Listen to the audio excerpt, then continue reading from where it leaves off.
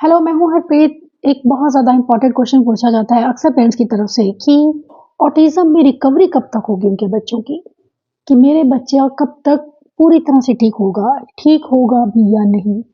बच्चे की रिकवरी बहुत सी चीज़ों पर निर्भर होती है, जिनके बारे में आज हम बात करेंगे। ये बहुत ही इम्पोर्टेंट पॉइंट्स हैं, जिन्हें जानना हर एक पेरेंट के लिए बहुत ज़रूरी है, ताकि वो अपने बच्चों के साथ में सही से काम कर सकें, सही डायरेक्शन में काम करें, जो कि बहुत इम्पोर्टेंट है ऑटिज़्म में बच्चों की रिकवरी के लिए।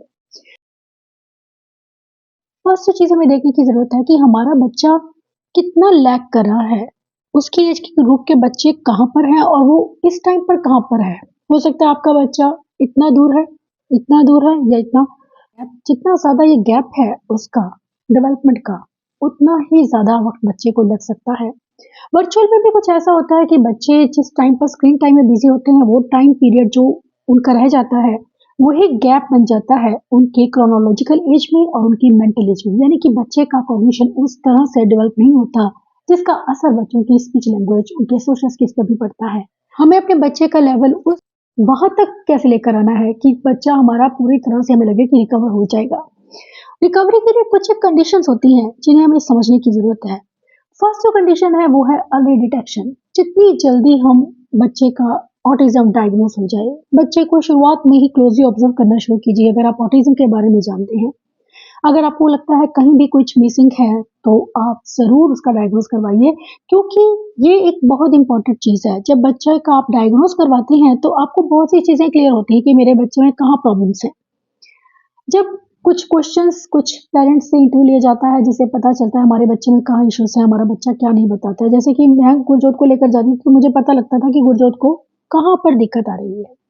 जितनी ज़्यादा प्रॉब्लम्स हैं, उतना ही रिकवरी के चांसेस कम, और जितनी कम प्रॉब्लम्स हैं, उतना ही रिकवरी के चांसेस ज़्यादा हैं। कई बार बच्चे पूरी तरह आउटग्रो कर जाते हैं, लेकिन आप यह बिल्कुल मत समझिए कि आपके बच्चे की इम्प्रूवमेंट्स नहीं आएँगी। इम्प्रूवमेंट्स बहुत ज़्यादा होती हैं और कई बार तो इतनी ज़्यादा हो जाती हैं कि हमें लगता ही नहीं है कि हमारे बच्चे को ऑटिज़्म भी है। तो ये चीज़ें कि आप ये सोचकर काम कीजिए, अगर आपको लगता है कि आपके बच्चे में प्रॉब्लम्स थोड़ी ज़्यादा हैं, ये सोचकर आप हार मत मान लीजिए, गिव अप मत कीजिए कि अब ये बच्चा नॉर्मल नहीं हो सकता या ये बिल्कुल ठीक नहीं हो सकता। हमें बच्चे की इम्प्रूवमेंट्स के लिए काम करना है। टारगेट हमारा यही होगा कि हम थोड़ी-थोड़ी करके बच्चे की चीज़ों को इम्प्रूव करते जाएँ, उसके स्किल्स को इम्प्रूव करते जाते हैं और यही इम्प्रूवमेंट्स ही उसे रिकवरी तक लेकर जाएँगे। तो बच्चों का डायग्नोस भी हो जाता है, लेकिन फिर भी कई बार हमें प्रॉपर डायरेक्शन नहीं मिलती है। ये एक चीज़ भी कहीं न कहीं बच्चों की रिकवरी में बहुत बड़ी रुकावट बन जाती है।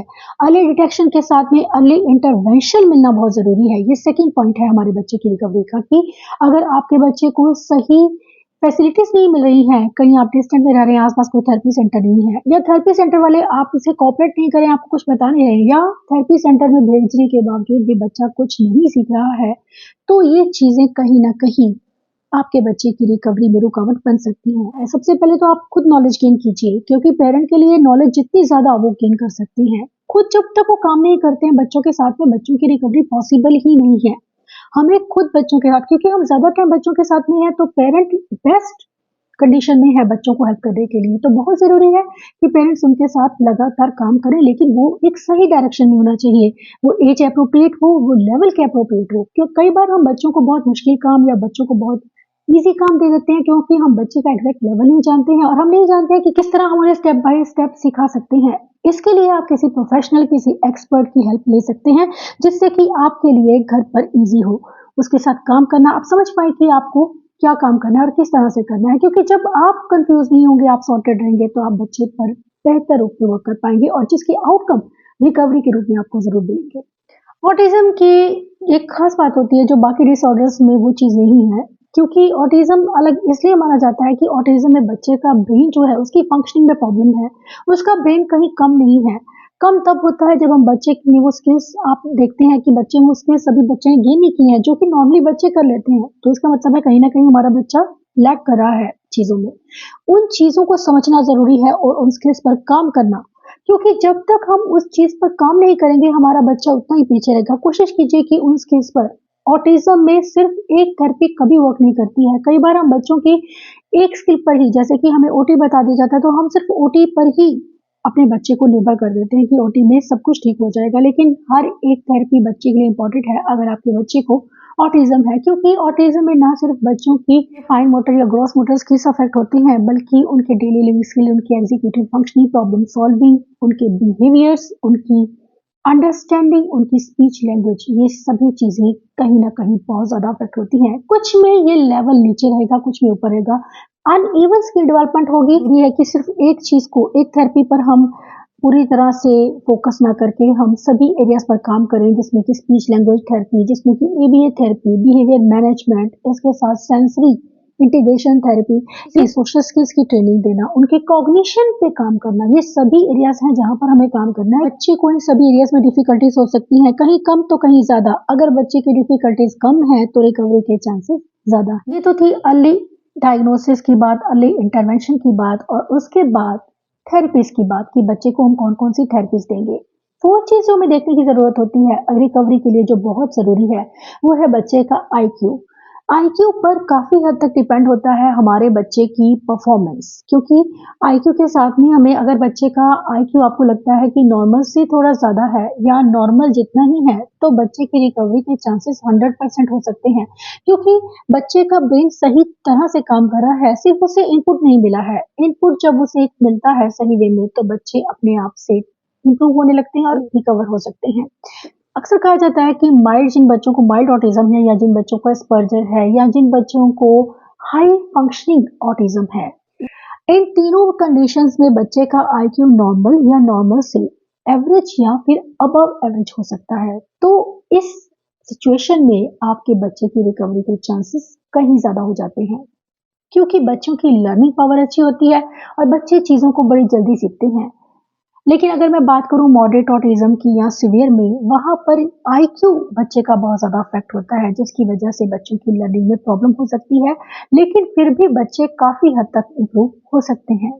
Next one is speech and language problems. बच्चे को स्पीच लैंग्वेज को लेकर कितनी प्रॉब्लम्स हैं? अगर आपके बच्चे की स्पीच, बच्चा अंडरस्टैंडिंग उसकी कितनी है, अगर बच्चा थोड़ा बहुत बोल लेता है, अगर बच्चा 3 या 4 ईयर्स का है और कुछ एक वर्ड्स में भी आपको कम्युनिकेट करके बता देता है चीजें, तो ये एक साइन रहता है कि बच्चा आगे चलकर सही से बोल पाएगा और वो एक नॉर्मल लाइफ जी पाएगा, क्योंकि ऑटिज्म में कम्युनिकेशन को लेकर बहुत ज्यादा डिफिकल्टीज होती हैं। बच्चों को अंडरस्टैंडिंग, जिसे हम रिसेप्टिव स्किल्स कहते हैं, उसमें प्रॉब्लम हो सकती है। इसके अलावा बच्चों को कंसंट्रेशन को लेकर इश्यूज होना, या कॉग्निशन, जिसे हम अक्सर आईक्यू के साथ रिलेट करते हैं, ये चीजें कहीं ना कहीं बच्चों की लर्निंग में प्रॉब्लम करती हैं। अगर आपके बच्चे की स्पीच लैंग्वेज की प्रॉब्लम्स कम है, तो बच्चे चीजों को जल्दी पिक करते हैं, बच्चे सही से बोलना शुरू कर देते हैं। अंडरस्टैंडिंग अच्छी है तो बच्चे अपने आप को एक्सप्रेस करना शुरू कर देते हैं।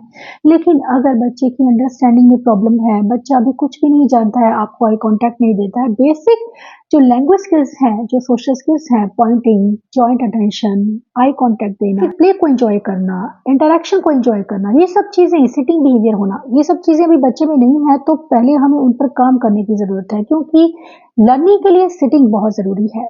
ये चीजें आप घर पर अर्ली इंटरवेंशन के साथ में बच्चे के साथ कर सकते हैं। लगातार उसके साथ प्ले थेरेपी करना, उसके साथ काम करते रहना, उसके सेंसरी इश्यूज को समझना जरूरी है। अगर आपको लगता है कि आपके बच्चे के सेंसरी इश्यूज ज्यादा हैं, जो कि उसकी लर्निंग में प्रॉब्लम कर रहे हैं, बच्चों की रिकवरी में डिले हो सकता है, बच्चे में इंप्रूवमेंट्स कम आएंगी। अगर आप बच्चे को प्रॉपर सेंसरी इंटीग्रेशन थेरेपी दे रहे हैं, उसे उसकी नीड्स के अकॉर्डिंग सेंसरी इनपुट मिल रहा है, तब बच्चों में लर्निंग के चांसेस बढ़ते हैं, जिससे कि रिकवरी जल्दी होती है। इसके साथ ही अगर आपके बच्चे के बिहेवियर इश्यूज ज्यादा हैं, ये कहीं ना कहीं बच्चों की सोशल लाइफ को अफेक्ट करते हैं, उनकी समझ को अफेक्ट करते हैं, क्योंकि अगर आपके बच्चे में समझ है, वो जानता है कि क्या सही है क्या गलत है, तो ऑब्वियस है कि बच्चे में बिहेवियर इश्यूज अपने आप कम होते हैं, क्योंकि बच्चे में आप इनपुट जा रहा है, जैसे जैसे वो लर्न करता जाता है, ब्रेन को खाली मत छोड़िए कि बच्चे का ब्रेन एक खाली रहे, कि बच्चे में कुछ इनपुट नहीं जा रहा है, वो इनपुट जाना जरूरी है रिकवरी के लिए, ये एक फर्स्ट कंडीशन है।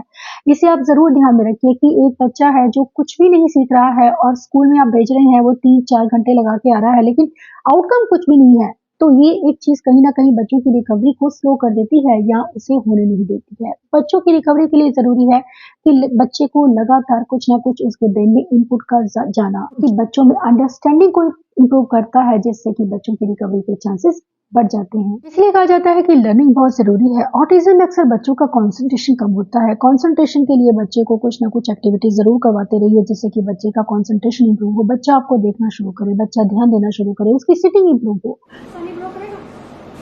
प्ले थेरेपी एक अच्छा ज़रिया है बच्चों की इन सभी स्किल्स पर काम करने का, कि जिससे बच्चों में ना सिर्फ सोशल डेवलपमेंट होती है, बच्चे आपसे कनेक्ट होते हैं, आपको देखते हैं, बल्कि बच्चे कुछ ना कुछ लर्न करते हैं, जो कि उनकी ग्रोथ के लिए, उनकी इम्प्रूवमेंट और उनकी रिकवरी के लिए बहुत ज़रूरी है। Next one is motor skills. Motor skills कहीं न कहीं बच्चों के ज़रूर अफेक्ट होते हैं। अगर आपको लगता है कि आपके बच्चे के मोटर स्किल्स, जैसे कि उसे फाइन मोटर की ज़्यादा डिफ़िकल्टीज़ हैं, बच्चा आप देखेंगे कि बच्चे को अगर हाथ से पकड़ रहे हैं, बच्चे की पेंसिल ग्रिप होना, पेंसिल को सही से पकड़ना, उसे फोल्ड करके लिखना, या फिर बच्चा अपनी फिंगर्स को सही तरह से यूज़ कर पा रहा है। अगर मैंने कहा है बच्चे को ये फिंगर निकालने के लिए, तो बच्चे कई बार ये फिंगर नहीं निकाल पाते इस तरह से। डू दिस में अगर मैं बच्चे को करवाती हूँ, तो बच्चे नहीं करते हैं।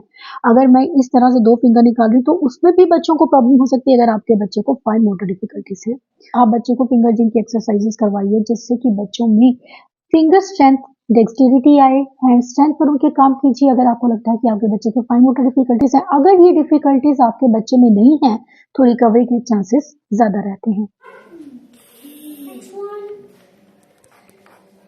इसी तरह से अगर मैं बात करूँ ग्रॉस मोटर स्किल्स की, तो ग्रॉस मोटर स्किल्स में बच्चों को डिफिकल्टीज हो सकती हैं, क्योंकि हर एक बच्चा डिफरेंट है। कुछ बच्चों को जंप करने में, कुछ को सीधा चलने में, कुछ को हॉपिंग करने में, या कुछ को gross motor skills, gross motor activities करने में प्रॉब्लम हो सकती है। बच्चे फिजिकल एक्टिविटीज अवॉइड करते हैं, उनके कुछ सेंसी इश्यूज हो सकते हैं, या उनके under developed gross motor skills हैं, जिसकी वजह से बच्चे ग्रॉस मोटर एक्टिविटीज में पार्टिसिपेट ही नहीं करना चाहते हैं।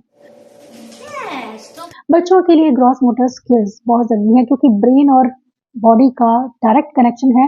ब्रेन बॉडी का कोऑर्डिनेशन जब बच्चों में आने लगता है, तो बच्चों में रिकवरी के चांसेस भी बढ़ने लगते हैं। अगर आपको लगता है कि आपके बच्चे को कुछ ऐसी समस्याएं नहीं है, ग्रॉस मोटर वो एक्टिविटीज कर लेता है, तो ये एक साइन रहता है बच्चों में रिकवरी का। इसके साथ ही ज़रूरी है घर पर उसका सपोर्ट मिलना, क्योंकि कहीं ना कहीं आपके बच्चे का ब्रेन, यहाँ मैं बात करूंगी नॉर्मल बच्चों की भी, अगर फैमिली का एनवायरनमेंट सही नहीं है, पेरेंट्स में आपस में डिस्प्यूट है, या कुछ ना कुछ ऐसा है जो नेगेटिविटी ला रहा है, वो भी बच्चों की रिकवरी में रुकावट बन सकती है। बेशक आपके बच्चे को माइल्ड ऑटिज्म है, जब तक घर का माहौल, घर का एनवायरनमेंट अगर बच्चे के अकॉर्डिंग नहीं है, तो कहीं ना कहीं वो बच्चे की रिकवरी में रुकावट बन सकता है। ज़रूरी है कि आप घर के एनवायरनमेंट को शांत रखें, कोशिश करें कि आप बच्चे के साथ ज़्यादा से ज़्यादा वक्त बिताएं और उसमें वो कॉन्फिडेंस लाएं, जिससे कि बच्चा इंडिपेंडेंट हो और रिकवर हो पाए। हम ये सब चीज़ें ध्यान देते हैं कि हम सिर्फ थेरेपीज पर रिलाई ना करके खुद बच्चे के साथ में काम करते हैं, क्योंकि हमारे पास हमारा बच्चा ज़्यादा देर है, ज़्यादा वक्त है, और अगर हमारे एफर्ट्स ज़्यादा हैं, ऑनेस्ट हैं और टू द पॉइंट है कि हम उस दिशा में ही चल रहे हैं जहां हमें चलने की ज़रूरत है, डेफिनेटली बच्चे इम्प्रूव करते हैं। बहुत से बच्चे मैंने ऐसे भी देखे हैं जिनके घर की प्रॉब्लम्स के चलते बच्चे बहुत अच्छे होने के बावजूद भी नहीं सीख पाते हैं। हालांकि उनके साथ अच्छा काम होता है, उन्हें वो सब कुछ मिलता है, लेकिन एक एनवायरनमेंट में प्रॉब्लम होने की वजह से बच्चे रिग्रेस हो सकते हैं। इसीलिए बहुत ज़रूरी है बच्चों को पॉजिटिव एनवायरनमेंट मिलना, और उन्हें वो बैलेंस्ड ट्रीटमेंट प्लान मिलना, जो उनकी ग्रोथ, जो उनकी डेवलपमेंट, उनकी रिकवरी के लिए बहुत ज़रूरी है। उम्मीद करती हूँ कि ये पॉइंट्स आपको हेल्प करेंगे अपने बच्चों की रिकवरी में। Thanks for watching.